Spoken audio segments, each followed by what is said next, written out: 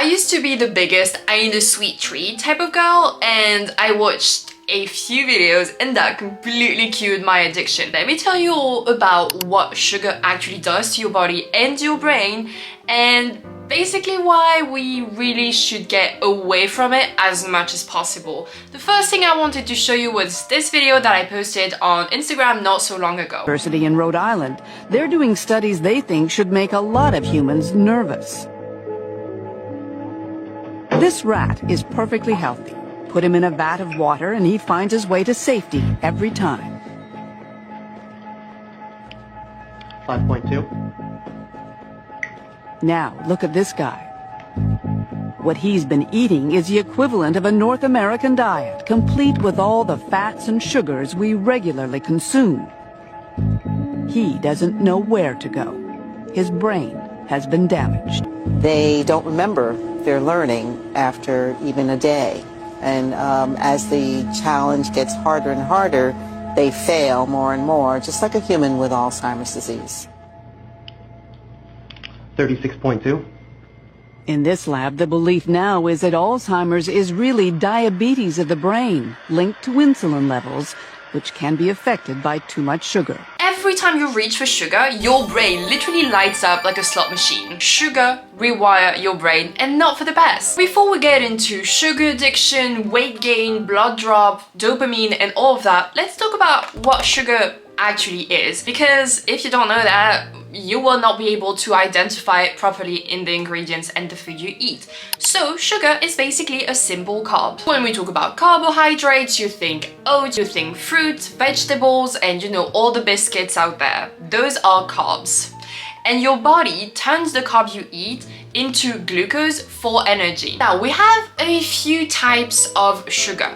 First, as I said, you've got glucose, which is the primary fuel for the body. And it is found in a lot of food, from bread, as I said, to fruits. And it gets absorbed in the body immediately. That's why we talk about the GI. Based on the carb you eat, you will have more or less quick rush of energy from that food. That's not a bad thing. For example, I tell my clients, if you're about to go for a run, go for, I don't know, a banana, for example, or a fruit that will give you quick energy. If you want slow, steady carb energy for the whole morning, maybe you want to have carbs. And even better, you can mix and match things, so you have short burst of energy and you have more stable things. Now, let's talk about the sneaky sugar, which is fructose. It is also found in fruit, but also high fructose corn syrup. This one isn't good. This one is used in cereals, soda, processed foods. This type of sugar is only metabolized in your liver, and that's where the problems start basically, because you can have, if you eat too much of those, like liver issues, insulin resistance, visceral fat, so the fat only around your waist. And lastly, we got sucrose, which is basically 15% glucose, 50% fructose, and that's your basic table sugar. Again, this one is found in everything from the healthy cereal bars to the, I don't know, condiment that you would use if you look sugar, that's the one. Now, I know what you're gonna say. Hold on, but it's in fruits, right? So sugar is natural.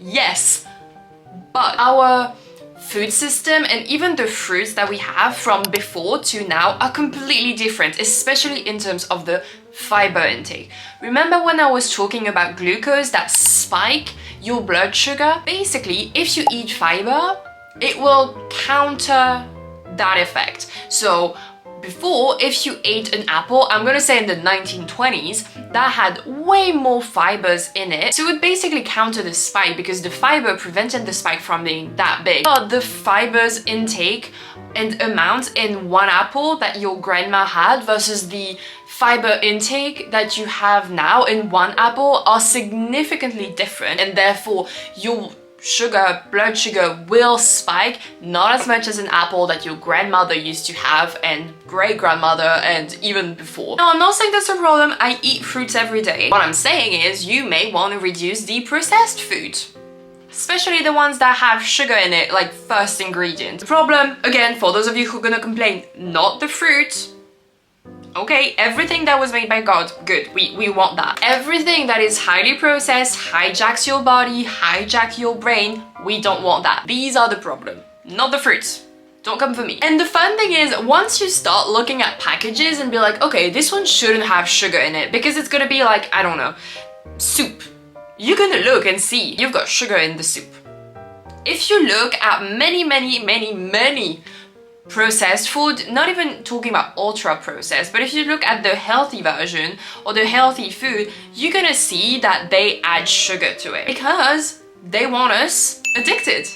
Doesn't that make sense? That makes sense that if you get us addicted to a product, we're gonna keep on buying, therefore the company is gonna get richer. That's why they put sugar in everything. But it's a very fun experiment to do when you look around and look at the packages. If sugar is at the top, if that's the first ingredient, that means that this is the most present ingredient in the food. I don't know how to say that better. But yeah, now let's talk about what sugar does to your brain and your body without you even realizing it necessarily. First, a little fun fact, we're gonna go straight into it. Sugar lights up the same part of the brain as cocaine. I don't know if I'm gonna be able to monetize this video, but anyways, yeah. So if you think you have an addiction to sugar, yeah, you do, because of this. So this is especially happening in the reward system of the brain. So the brain, whenever you get sugar, is like, ooh, reward, love that, I want more, and it's gonna press the button, and that's why you feel like you keep on wanting more. It literally hijacks everything, and the brain is gonna release dopamine saying, oh my god, we love the sugar. And that's why you're gonna feel that high post-sugar, and you're gonna keep on wanting more. But over time, your dopamine regulation and, you know, standard basically will raise. And the more it raises, what does it mean? That you will need more and more sugar to hit that same sweet spot. So just like a drug addict, you will get, what's the word?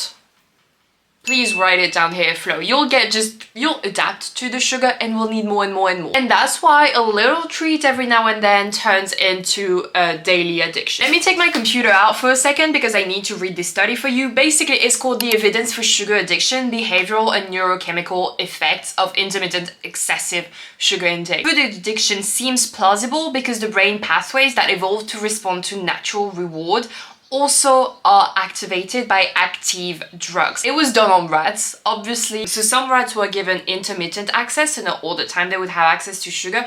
They would show binging, you know, episodes on the sugar, withdrawal symptoms, and even cross-sensitization, I can't say that word, to drugs like amphetamines. So basically what you have to understand is that sugar lights up the same parts in the brain as hard drugs do. That calmed me down. I was like, ooh, no, thank you. Now let's talk about what happens in terms of blood sugar when you do eat sugar. Obviously, it's going to go through the roof, super high, especially if you only eat sugar on its own, like if you don't eat it with like fibers and fat, and I'm not gonna get into that, but that basically would help lower the spike. And what happens after a sugary treat is it skyrockets and then it falls. So you're gonna feel absolutely exhausted, and what happens is you will crave more. And your brain, smart as it is, would be like, we crave what gave us the rush. We like the rush because that's a lot of energy, so let's keep it coming, so we keep on having the rush, even if it falls after. Again, you're not lazy, but yes, you are addicted. That rewired your brain. Now that we've talked about, you know, the highs and lows that sugar creates in the blood, let me mention a study which is called Fructose. It's alcohol without the buzz. Let me say that again because I don't think we got that. Sugar is alcohol without the buzz. Okay, now that, you know, let that land, let me read the study. As I said, little reminder, fructose is only metabolized by the liver, which funnily enough is the same for ethanol, so basically alcohol. So this overload, because that's our current consumption, like we eat so much sugar as a society because it's in everything. Point being, this overload leads to insulin resistance, non-alcoholic fatty liver disease, and metabolic dysfunction. It will have an impact on how your body keeps you alive and what happens in the body, like just on a daily basis. Cool. And fun fact, sugar, specifically, you know, fructose, doesn't lower ghrelin the way it's supposed to. Like, you know, when you eat, you're supposed to, your ghrelin level, which is the hunger hormone, is supposed to go down. That makes sense. You're eating, therefore you should be less hungry. Sugar doesn't do that. It doesn't reduce your hunger, nor does it trigger leptin, which is the fullness hormone. So you stay hungry. The whole point of eating is to not be hungry after, fueling your body. Basically, sugar doesn't do that. Now, isn't that a nice transition to just sugar and hormones? Sugar doesn't only affect the body, I'm going to talk about weight gain at the end, it also affects your mood. For example, frequent sugar spike increase cortisol. That's the stress hormone. So you're literally more stressed by eating sugar. That will make you more reactive, more anxious, more stressed out, and also more fatigued. It was about time I made this video. And it's really sad because I love like a sweet treat, like cookie dough, all of those. I love it. But then I look at the research and I'm like, I don't like what it does to my body. So I prefer not. Sugar also inflames your gut lining as well as disrupts serotonin. So that's basically the happy hormone. And that's because that happy hormone is made in the gut, mostly. So by disrupting the gut lining, by messing up your hormones down there, you're less happy. Thank you, sugar. Again, the result is you feel more anxious, more overwhelmed, and you're not happy about life. Again, I have a couple studies for you. You're very welcome. One is called Sugar in the Brain Neurodegeneration via Insulin Resistance. So what they found is that chronically elevated blood sugar, which happens when you eat a lot of sugar all day long, you know, you have the breakfast and then the snack and then, you know, dessert and then another snack and dessert again, all of that, it actually leads to insulin resistance, so not good. Chronically elevated blood sugar will damage the hippocampus, which is a part in the brain that is responsible for memory and learning. Sugar makes you dumb. As someone who loves learning, that was my fix as well. This is fucking my brain. I don't want it. I really don't want it. And the fun little thing here is that sugar has been associated with Alzheimer because Alzheimer basically might be rebranded or renamed as type 3 diabetes. So eating sugar fucks up your memory, everything in the brain, and might lead to Alzheimer. I'm being more and more disgusted as I'm making this video, even though I spent so much time preparing it and doing the research and all of that. It's like just saying it out loud makes it more real. I'm like, why did I do that to myself for so many years? And I just want to shout at everyone I love, like, please stop eating sugar. Because obviously that's not written on the packages. Like, it's not written, hey, might cause Alzheimer. Like, imagine if this was written on the packages, like on the high fructose corn syrup food things, like the one that have high stuff of that. Just like it should literally actually be written, just like for cigarette, it's written might cause cancer, like these are the consequences. It should be the same.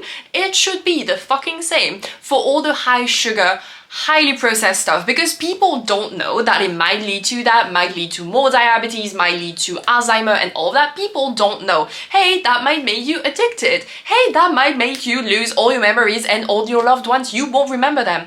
Don't you think that if people knew that, I'm getting a little bit heated right now. Don't you think that if people did know that, they would still eat it? Like they would still consume as much, you know, the cereals and the bars and all that. Do you think they would? No, they would not, because they would be like, I don't want that for me, I don't want that for my children and the people around me. So therefore, if I don't want that, I'm not going to consume that. And if I don't consume that, the industry is going to be like, oh fuck, we're losing a ton of money. And this is why they don't say it. This is why, because they don't care about your health, they care about your money.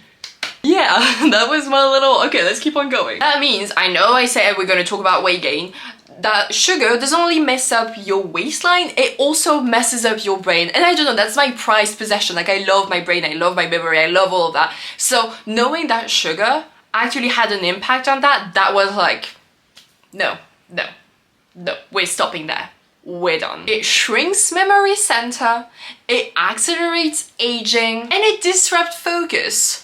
Who would want that? Seriously. Oh yeah, have I not mentioned yet that sugar actually ages you faster? Let's get into it. It's okay, I have all my notes here. Because excess sugar, and I'm sure you've seen this everywhere online, people saying, like, showing before after of no sugar diet, like their skin looks glowing. I need to read that one because I don't. Excess sugar forms AGE, which is advanced glycation end product. So that basically creates that sagging of the skin. That also leads to your joints aching and your cells aging faster. I'm honestly so pissed. It inflames your entire body, your brain, your gut, your skin, even your ovaries. With that being said, sugar is also linked to PCOS, acne, infertility as well. And as I said, faster cognitive decline. You're not just tired, you're not just breaking out randomly. If you think, oh, it's my hormones. No, it's the sugar that is disrupting the hormones, that is creating that acne. And I'm saying that I'm stopping the, like, okay, you can't see it because my camera has a slight, not filter, but it does that thing where it blurs my skin a little bit, so you can't see it, but I still have acne. I've stopped, I'm stopping sugar. I'm working on it, okay? It's a work in progress. I can already tell that my skin is already better. From when I was binge eating on sugar to now, completely two different worlds. Oh, I forgot to mention a study. Western diet linked to increased depression and anxiety. I'm not gonna go into more than this because it's basically everything in the title. The highly processed food that has high sugar content is making you depressed. That is why we have so much mental health problem now versus before, because we eat like shit. Like, this is not something I've learned at school, like, oh no, sugar is bad for you, it's gonna do this, this, this and that. Like, I don't think I've ever learned that at school. Now, do I know everything about the eye and you know how the mitochondria are the powerhouse of the cells? Yeah, sure, that I learned, but I did not learn that sugar would make me forget and would all of that. And that's when you're kids that you want to know that. I'm just pissed. And it will also harden your arteries, stiffen your joints. Basically, sugar is bad.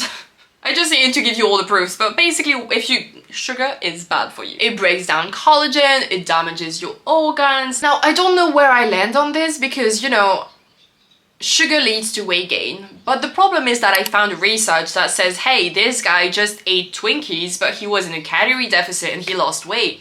So I don't really know where I want to land on that. So on the one hand, it is calories in versus calories out. Very much so. But there's also that problem with insulin resistance. I really don't want to get into insulin. Basically, sugar leads to weight gain, not just because of the high calorie content, but also because it rewires your hormones. As I said, you know, no ghrelin and leptin changes. Therefore, you're always hungry and you're going to need more and more and more. So you're going to eat more calories, but that's because it rewires your hormones. As I've just mentioned, it hijacks your hunger, and it's also going to rewire how your body does fat storage. So if you have tendencies to store a lot of the fat around your waist, literally cutting sugar is what will have the best impact, because that's where it's gonna go mostly if it's sugar that you rely on a lot. You know what, fuck it, let's get into insulin. So when you eat sugar, I'm gonna have to go back to the basis. When you eat sugar, spike. What does your body do when there's a spike? It's gonna take insulin. So your body is gonna release a specific hormone that is called insulin to lower it back down, because a spike is going to happen regardless, but we don't like big spikes. The problem is that insulin also tells your body we're in a little bit of a fat storage mode right now, especially around your stomach, as I've just said. So the thing is, if you keep on drinking sugary stuff and eating a lot of sugary snacks and basically eating sugar all day, you're gonna have a high spike and therefore a high insulin level to match that, and that means that you will just stay in fat storing mode. So I found another study called The Toxic Truth About Sugar. Nice. And it basically finds that fructose, again high fructose corn syrup, and what's found in the table sugar, is metabolized in the liver, as I said, and that leads to fat creation or de novo lipogenesis in the liver. Okay, increased visceral fat, so that's the dangerous kind, by the way. I know I said it's around your waist and, you know, aesthetic, but also visceral fat is like dangerous for your body and you. Increased insulin resistance and metabolic syndrome, which includes weight gain, blood pressure, like high blood pressure, heart problems, like all the good stuff. So it shows basically that when you consume a lot of sugar, especially fructose, that overloads your liver, and when that overloads your liver, it will turn the excess into fat instead of trying to do anything else. If that gets you into insulin resistance, that means that your body will need to create more and more insulin to basically match that, and you're gonna be more and more in fat storage mode, like you're gonna be more and more locked into it. When insulin is high, fat burning basically shuts down, so you're not gonna be even just storing more fat, you're just not going to burn any of it. So it's not just about the calories, you know. The thing is, like, it is a little bit about the calories, and it is also a lot about the hormones. Like, both play a big role into that. And as I said, it also, you know, impacts your hunger and your cravings and your blood sugar and your energy and your focus. It's not just a question of willpower here. And yes, it might be a little bit difficult to stop sugar, but hopefully with all the studies that I've showed you, especially the one about the rats, which absolutely broke my heart, you will not want to eat as much sugar as you might have before.